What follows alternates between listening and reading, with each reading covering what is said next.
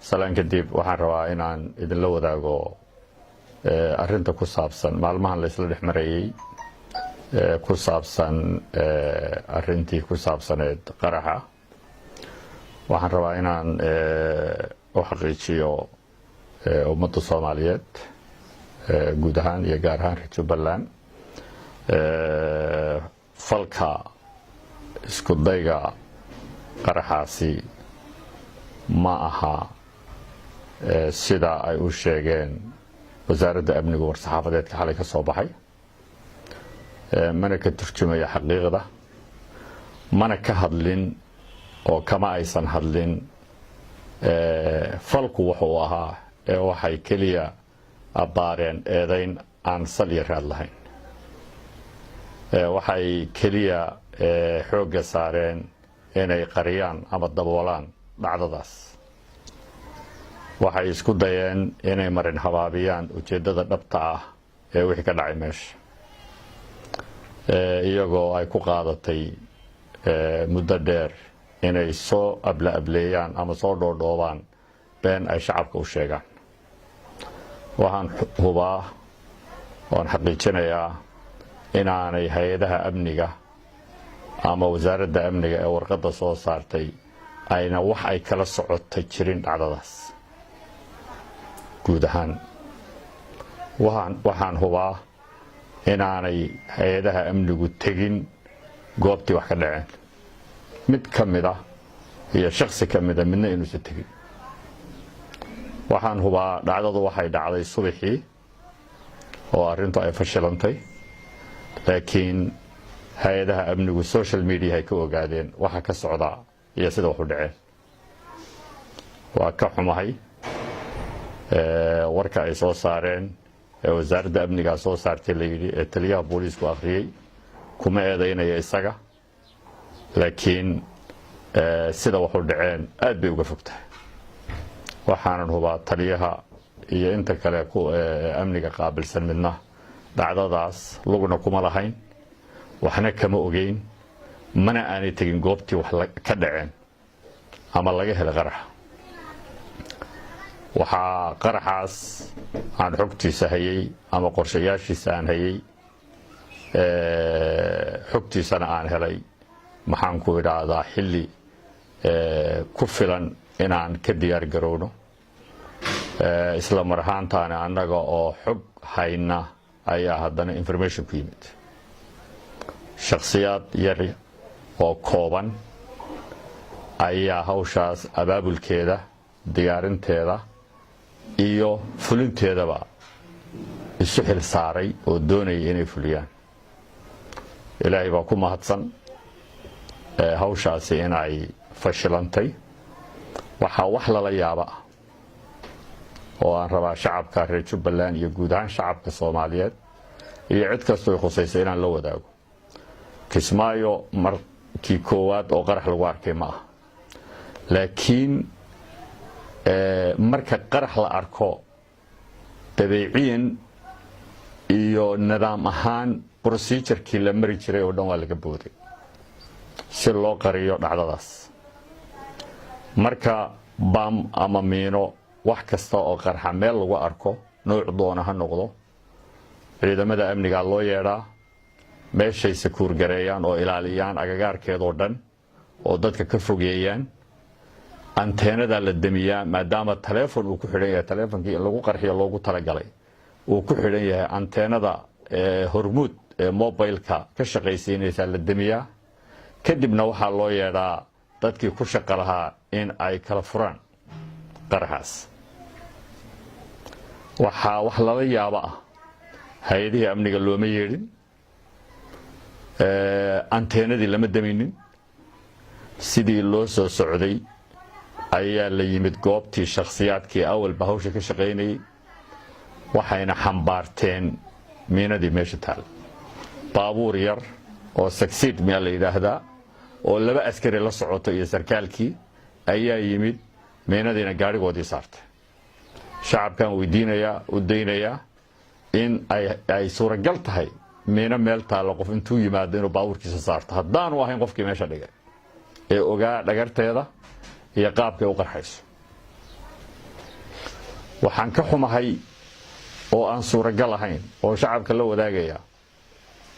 in aanay jirin qof su'aal la weydiiyo ama gurigii laga helay ha noqoto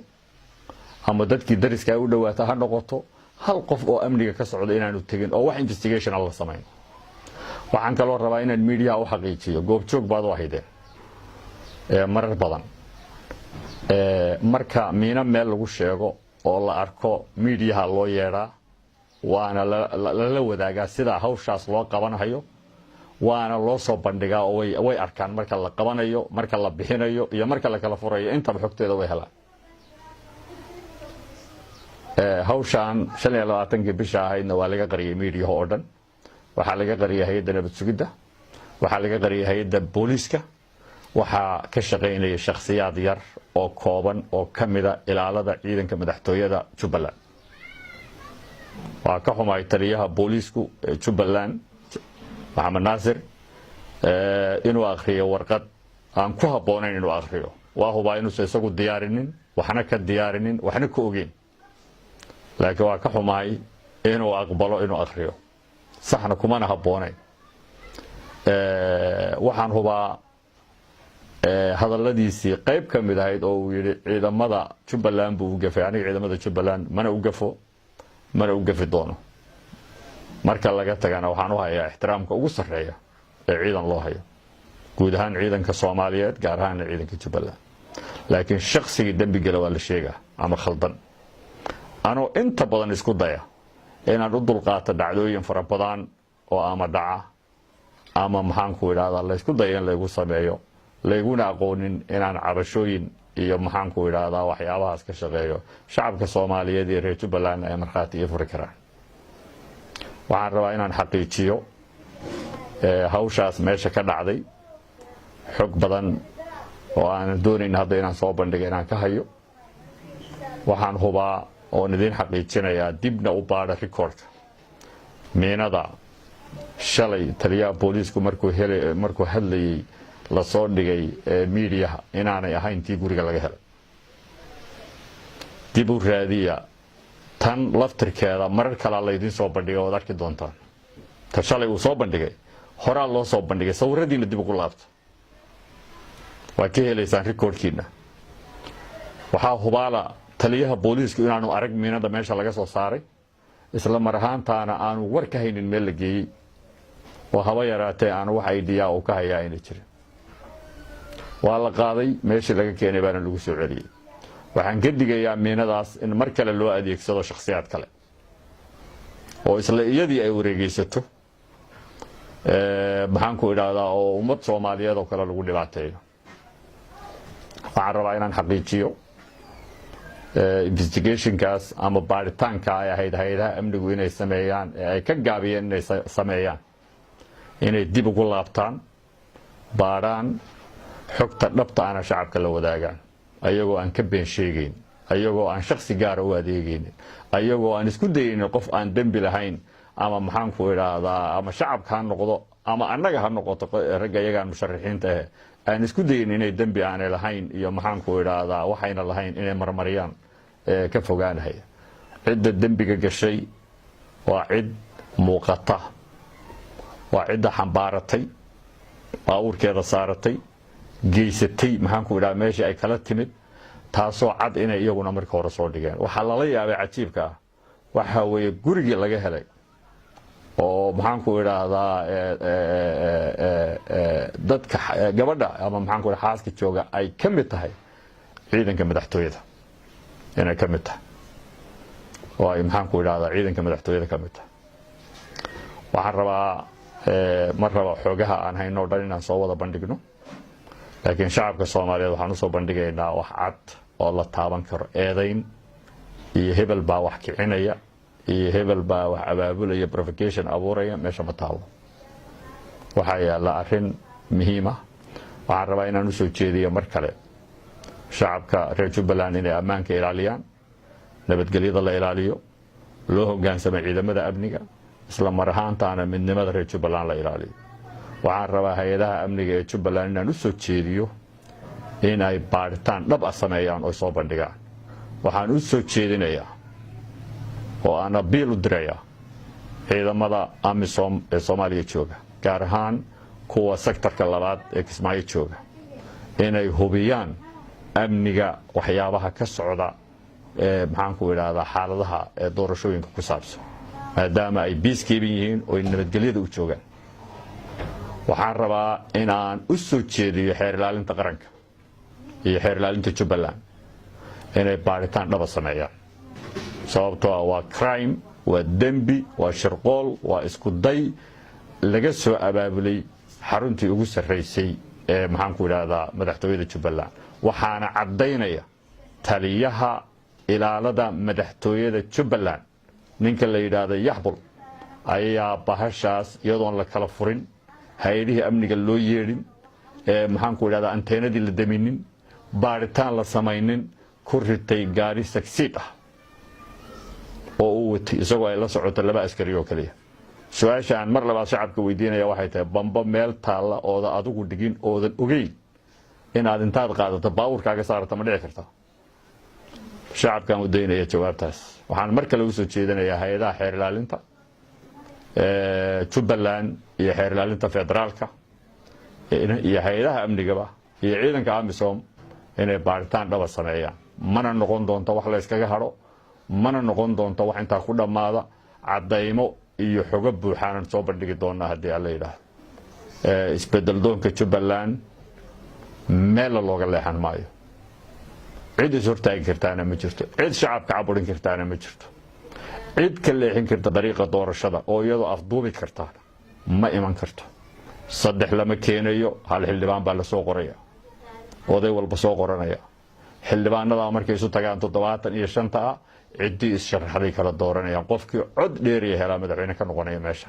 in albaabka xiran karaa ma jiro nin dadka u hanjabi karaa ma jiro nin bamla meelaha la wareegaysan karaa ma jiro nin maxaan ku yiraahdaa qaylin karo oo maxaan ku yiraahdaa waa la igu soo duulayay iyo maxaan ku yiraahdaa bastoolad ma wadana markaan airportka ka soo degeen halkan aan nimid halkan aan joognaa waxa la isku dayayo iyo hawlaha socda iyo qorshayaasha socda iyo shirarka lagu jiro iyo abaabulada ku jiro oo ay ka qayb qaadanayaan xubno ka tirsan golayaasha federaalka ay ka qayb qaadanayaan oo senatarka ku jira oo xildhibaanada ku jira iyo mas'uuliyiinta kale ee maxaan ku yiraahdaa Jubbaland mas'uuliyiinta ka ah si fiican ba caalamku indhaha ugu haya anaguna indhaha ugu haynaa dhacdooyinka hadda nagu dhacayana ee shirqoolada iyo isku dayga ahna abaabulkeeda iyo horsocodkeeda iyo qorshaheeda iyo dejinteedana qaybta ugu muhiimsan bay ku leeyahay waxaana ku jira qaar criminal record hore u lahaa oo la yaqaano oo international criminal record leh baa ku jira waxaan rabnaa inaan soo bandhigno dacwadahaasna furno mar saddexaad xeer ilaalinta qaranka iyo xeer ilaalinta Jubbaland iyo laamaha amniga iyo ciidanka amisom hadday hawshooda qabsan waayaan ayaga ka gaabiya hawshooda